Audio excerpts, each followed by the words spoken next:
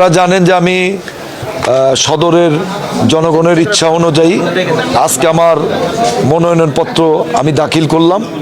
ইনশাল্লাহ আমি মনে করি যে মনোনয়নপত্র বৈধ হবে এবং আমি ইনশাল্লাহ আগামী 12 তারিখে নির্বাচনে অংশগ্রহণ করব।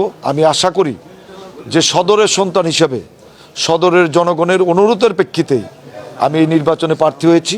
আমি এখানে আর একটা কথা বলতে চাই, আমি এখনও আশাবাদী আমি যে দলটা করি জাতীয়তাবাদী দল বিএনপি, আমি এখনও আশাবাদী দল তাদের ভুল সিদ্ধান্ত থেকে তারা সরে আসবে।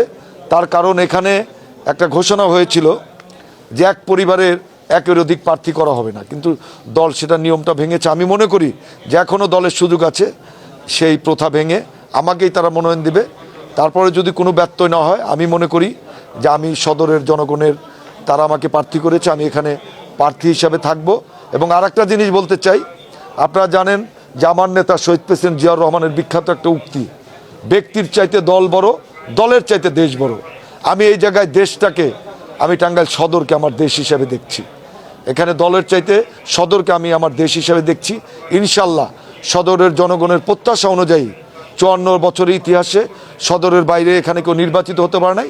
ইনশাল্লাহ আমি মনে করি যে 12 তারিখে সদরের জনগণের প্রার্থী হিসাবে দল মত নির্বিশেষে আবাল বৃদ্ধ বনিতা সকলে ইনশাল্লাহ 12 তারিখে ব্যালট বিপ্লবের মাধ্যমে আমাকে নির্বাচিত করবে, এটা আমি বিশ্বাস করি। আমি বিজয়ী হলে সবার আগে আমার যে অঙ্গীকার যে আমি নিরাপদ টাঙ্গাইল করব। এখানে কোনো সন্ত্রাস থাকবে না, মাদক থাকবে না, দল মত নির্বিশেষে যার যে মতবাদ তারা প্রচার করতে পারবে, তারা সুখে শান্তিতে থাকবে। এবং শহর এবং গ্রামের উন্নয়ন আমি সমভাবে করব। যদি শহরে হবে গ্রামে হবে তা না, শহর এবং গ্রামের উন্নয়ন সমভাবে এখানে আমি সাধন করব।